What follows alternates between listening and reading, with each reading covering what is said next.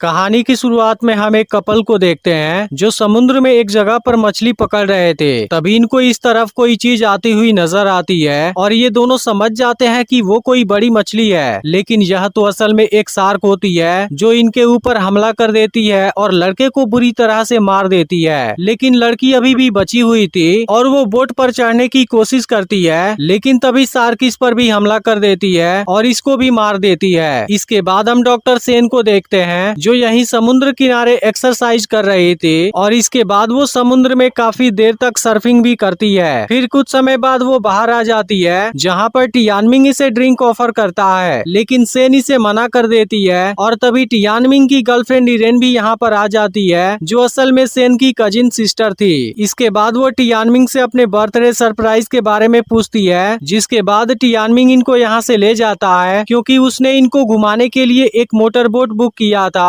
जिसे देख इरेन काफी खुश हो जाती है और सेन के साथ में बहुत सारी सेल्फी भी लेती है। लेकिन तभी इनको बोट में वेंडी नजर आती है, जिसे देख इरेन काफी परेशान हो गई थी और सेन से बताती है कि वेंडी टियानमिंग की सुपरवाइजर है। इसके बाद सभी लोग बोट पर आ जाते हैं और यहाँ से घूमने निकल जाते हैं, लेकिन अब सेन अकेले बोर हो रही थी इसलिए वो स्विमिंग करने चली जाती है, जहाँ पर हम देखते हैं कि शार्क भी बिल्कुल इनके पास में थी। वहीं टियानमिंग समुद्र में बोट को देखता है, लेकिन वो इस बात पर ज्यादा ध्यान नहीं देता और वेंडी के साथ में बिजी हो जाता है। लेकिन अब इरेन इस बात पर गुस्सा हो जाती है और वेंडी को पानी में गिरा देती है, जिसे देख टियानमिंग तुरंत इसे बचाने चला जाता है और इरेन के इस हरकत पर गुस्सा भी करता है। लेकिन तभी इरेन भी पानी में कूद जाती है क्योंकि वो चाहती थी कि टियानमिंग इसे भी बचाए, लेकिन टियानमिंग इस पर ध्यान नहीं देता और केवल वेंडी को बचाता है। यह देख सेन इरेन को ऊपर चले जाने के लिए कहती है क्योंकि वो जानती थी टियानमिंग इसके बारे में चिंता नहीं करता।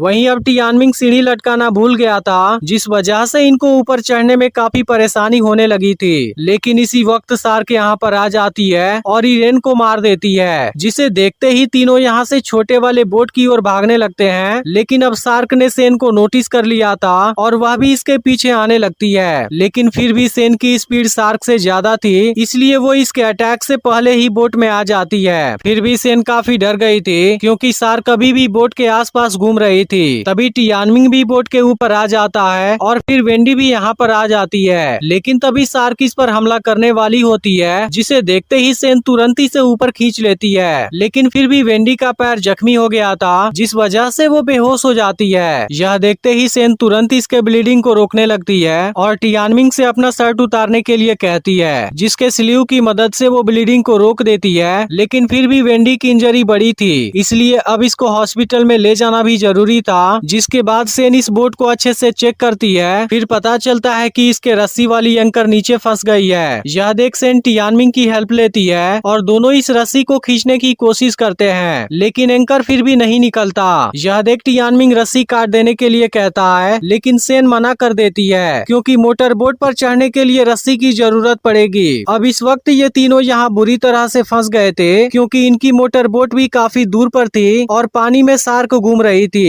इसके बाद सेन रस्सी खोलने नीचे जाने का डिसाइड करती है क्योंकि यहाँ से निकलने का कोई और दूसरा तरीका नहीं था। जिसके बाद टियानमिंग बोट के ऊपर नजर रखता है और सेन रस्सी खोलने पानी में चली जाती है। लेकिन वो जैसे ही रस्सी को खोलना शुरू करती है तभी शार्क भी यहाँ से गुजरती है, जिसे देख सेन यहीं नीचे छुप जाती है। इसके बाद जब शार्क यहाँ से चली जाती है, सेन तुरंत ऊपर आ जाती है जहाँ वेंडी भी अब होश में आ गई थी और वो सेन को इसकी हेल्प के लिए थैंक यू भी बोलती है। इसके बाद ये तीनों हाथ से ही पैडल मारना शुरू कर देते हैं क्योंकि बोट में कोई भी पैडल नहीं था। इसके अलावा इनकी बोट भी काफी दूरी पर थी और पानी का बहाव भी कम हो गया था, जिस वजह से इनको आगे बढ़ने के लिए काफी मेहनत करनी पड़ती है। लेकिन अब इतने घंटों से भूखे प्यासे होने की वजह से इनकी हालत खराब हो जाती है और ये लोग मोटर बोट के पास तक नहीं पहुंच पाते हैं। तभी टियानमिंग कहने लगता है कि यह सब इरेन की वजह से हुआ है क्योंकि मैं अब उससे ब्रेकअप करना चाहता था और इसी बारे में बताने के लिए मैं आज वेंडी को लेकर आया था। तभी शार्क अचानक से इनके बोट के नीचे से हमला करने लगती है, जिसके बाद ये तीनों परेशान हो जाते हैं क्योंकि शार्क इनके बिल्कुल पास में ही घूम रही थी। यह देख टियानमिंग एक नुकीला वेपन लेता है और इसकी मदद से शार्क पर हमला करने की कोशिश करता है, लेकिन शार्क हर बार इसके हमले से बच रही थी और काफी देर तक इनके पास घूमने के बाद यहाँ से जाने लगती है। लेकिन इसके बाद वो अचानक से घूम के इनके पास आती है और फिर से इनके बोट पर ऊपर हमला शुरू कर देती है, जिसे देखते ही इनकी हालत खराब हो जाती है और इसके बाद शार्क एक लंबी जंप लगाकर यहाँ से चली जाती है। लेकिन फिर पता चलता है कि बोट में छेद हो गया है, जिसके बाद सेन अपने कपड़े की मदद से पानी को भरने से रोकने लगती है। यह देख टियानमिंग रस्सी लेकर यहाँ से भागने का डिसाइड करता है और वेंडी को भी अपने साथ में चलने के लिए कहता है। लेकिन वेंडी सेन को यहाँ छोड़कर नहीं जाना चाहती थी, जिस पर टियानमिंग इसे पानी में गिरा देता है और इसके बाद खुद यहाँ से भागने लगता है। लेकिन इसी वक्त शार्क इनके तरफ आने लगती है, जिसे देखते ही सेन भी पानी में कूद जाती है और वेंडी को ऊपर लेकर आती है। लेकिन शार्क अभी भी इनके तरफ आ रही थी, जिसे देख सेन वेंडी से शांत रहने के लिए कहती है, क्योंकि उसके बाद शार्क इनको नोटिस नहीं करेगी और अब शार्क बिल्कुल इनके नजदीक से होकर निकल जाती है। जिसके बाद ये दोनों फिर से बोट में आ जाते हैं और टियानमिंग को देखने लगते हैं, जो पानी में तैरते हुए मोटर बोट की ओर जा रहा था। लेकिन अब शार्क भी इसका पीछा करने लगी थी। फिर भी टियानमिंग शार्क से बहुत आगे था और वो आसानी से मोटर बोट के पास आ जाता है। इसके बाद टियानमिंग रस्सी फंसाने की कोशिश करने लगता है, लेकिन इसे अंदाजा नहीं था कि शार्क अभी भी इसके पीछे आ रही है। फिर भी टियानमिंग रस्सी को फंसाने में कामयाब हो जाता है और बिल्कुल ठीक समय पर मोटर बोट के ऊपर चढ़ जाता है, क्योंकि शार्क अब यहाँ पर भी आ गई थी। इसके बाद टियानमिंग बहुत खुश होता है, लेकिन तभी अचानक से इसका पैर फिसल जाता है और वो सीधे शार्क के मुंह के अंदर गिर जाता है, जिसे देख वेंडी काफी इमोशनल हो जाती है। और अब ये दोनों काफी उदास हो गए थे, क्योंकि भूख और प्यास से इनकी हालत भी खराब हो रही थी। इसके बाद ऐसे ही रात हो जाती है, जिसके दौरान वेंडी को अपना पैर फील होना बंद हो जाता है। यह देखते ही सेन इसे कुछ थेरेपी देती है, जिसके बाद वेंडी का पैर फिर से नॉर्मल हो जाता है। इसके बाद वो कहने लगती है कि सारी गलती मेरी है, क्योंकि अगर मैं आज यहाँ पर नहीं आई होती फिर ऐसा कुछ भी नहीं हुआ होता।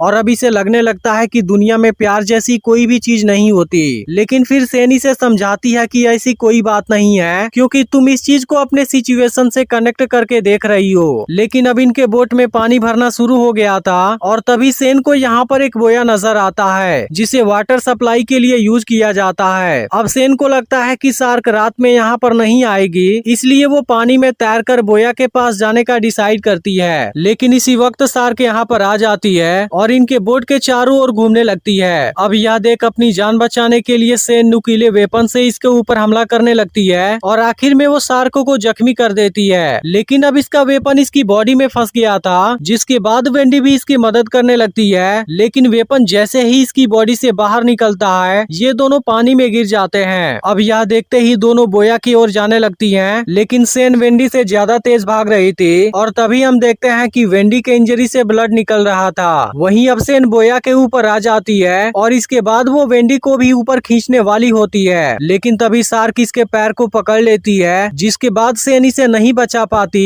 और शार्क इसे मार देती है। जिस बात से सेन काफी दुखी हो जाती है, क्योंकि वो किसी को भी नहीं बचा पाई थी। लेकिन अब इसे काफी तेज प्यास लगी हुई थी, इसलिए वो यहाँ का बॉक्स चेक करती है, जिसके अंदर से उसे थोड़ा सा पानी मिल जाता है और वो इसे पी जाती है। लेकिन अभी भी इसका प्यास नहीं बुझ पाया था, इसलिए वो बॉक्स को फिर से चेक करती है, जिसके अंदर से इसे एक कंटेनर मिलता है, लेकिन इस कंटेनर में तेल भरा हुआ था। तभी इसे एक दूसरे बॉक्स में फ्लेयर गन मिल जाती है और इसके बाद सेन यहीं पर आराम करने लगती है। तभी इसको कुछ दूरी पर से कोई बोट गुजरती हुई नजर आती है, जिसे देखते ही सेन हेल्प के लिए आवाज लगाने लगती है और इसके बाद वो फ्लेयर भी फायर करती है, लेकिन वो पानी में गिर जाता है, जिसे शार्क ने देख लिया था। इसके बाद सेन दूसरी फ्लेयर फायर करती है, लेकिन वो लोग इसे नोटिस नहीं कर पाते, जिस बात से सेन काफी दुखी हो जाती है। लेकिन तभी शार्क नीचे से हमला करना शुरू कर देती है और इस वक्त वो बहुत अग्रेसिव हो गई थी। तभी सेन को कुछ दूरी पर नुकीला वेपन दिखाई देता है, जिसके बाद वो किसी तरह से इसे ले लेती है। लेकिन अब शार्क ने खतरनाक तरीके से हमला करना शुरू कर दिया था और इसके बाद वो छलांग भी लगाती है, जिसे देखते ही सेन तुरंत नीचे लेट जाती है। लेकिन अगले अटैक में शार्क सब कुछ तोड़ देती है, जिसके दौरान सेन बिल्कुल इसके अंदर जाने वाली थी, लेकिन शार्क इसके गिरने से पहले ही पानी में चली जाती है, जिसकी वजह से सेन की जान बच जाती है और वो बोया वाले टुकड़े के सहारे खड़ी होती है। लेकिन तभी अचानक से शार्क फिर से हमला कर देती है, जिसके बाद सेन दूसरी जगह पर आ जाती है। लेकिन शार्क अब इसे यहाँ भी खोज लेती है और अब उसने वेपन को भी पकड़ लिया था, जिसके बाद सेन तुरंत यहाँ से भागती है और तभी इसे एक छोटा सा पत्थर दिखाई देता है, जिसे देखते ही सेन तुरंत इसके तरफ आने लगती है और अब शार्क के हमले से पहले ही ऊपर आ जाती है। लेकिन अब इतने देर तक भागने की वजह से इसकी हालत खराब गायब हो गई थी और फिर ऐसे ही सुबह भी हो जाती है। लेकिन भूख लगने की वजह से इसका हाल बेहाल हो गया था और अब सेन इस पत्थर पर जमी हुई कोई चीज भी खाने की कोशिश करती है, लेकिन ऐसा कर पाना मुमकिन नहीं था। इसके बाद सेन पत्थर के ऊपर खड़ा हो जाती है, जहाँ से वो देखती है कि शार्क अभी भी इसके चारों ओर घूम रही है। लेकिन इसके अलावा सेन को तेल वाला कंटेनर भी नजर आता है, जिसके बाद वो कंटेनर को लाने का प्लान बनाती है। लेकिन इसके पहले वो शार्क के घूमने के समय के बारे में कैलकुलेशन करती है, जिसके बाद पता चलता है कि शार्क हर 4 मिनट में एक राउंड लगा लेती है, इसलिए इसको कंटेनर लेकर इतने समय में वापस आ जाना होगा। इसके बाद सेन फ्लेयर गन को यहीं पर रख देती है और कंटेनर लेने चली जाती है। लेकिन अब शार्क ने भी इसे देख लिया था। फिर भी सेन ठीक समय पर ऊपर आ जाती है, लेकिन अभी सेन को अपने प्लान को अंजाम भी देना था, इसलिए वो कंटेनर के ऊपर भी तेल लगा देती है। इसके बाद वो पत्थर का एक छोटा सा टुकड़ा लेती है और इसकी मदद से अपने पैर पर स्क्रैच लगा देती है, जहाँ से ब्लड बाहर आने लगा था। और अब सेन अपना जख्मी पैर पानी में डाल देती है, क्योंकि वो अपने ब्लड की स्मेल से शार्क को यहाँ पर बुलाना चाहती थी। लेकिन ऐसा करने के दौरान इसे काफी दर्द भी हो रहा था। फिर भी सेन अपनी हिम्मत नहीं हारती और इसके बाद वो तेल वाले कंटेनर और फ्लेयर गन को रेडी कर लेती है। इसके बाद हम देखते हैं कि यहाँ चारों ओर ब्लड फैल गया है, जिसके स्मेल से शार्क इसकी ओर आने लगी है। लेकिन हम देखते हैं कि शार्क भी बहुत चालाक थी। वो अचानक से पानी में गायब हो जाती है और इसके बाद सेन पर पीछे से हमला करती है। लेकिन इसके बावजूद भी सेन खुद को बचाने में कामयाब हो जाती है और तेल वाले कंटेनर को उसके अंदर फेंकने के बाद फ्लेयर गन से उसे ब्लास्ट भी कर देती है, जिसके बाद शार्क बुरी तरह से जलने लगती है। और इधर सेन पानी में गिर गई थी, लेकिन इसे कुछ नहीं हुआ था और वो तुरंत अपने मोटर बोट की ओर जाने लगती है। लेकिन तभी हम देखते हैं कि जो शार्क जली हुई थी उसे एक बहुत बड़ी शार्क निगल जाती है और फिर मूवी यहीं पर एंड हो जाती है। लेकिन अगर आपने बीस्ट किंग वाला वीडियो मिस कर दिया हो तब लेफ्ट वाली वीडियो को जरूर देख लेना और आगे भी ऐसे ही वीडियो देखने के लिए चैनल को सब्सक्राइब कर लेना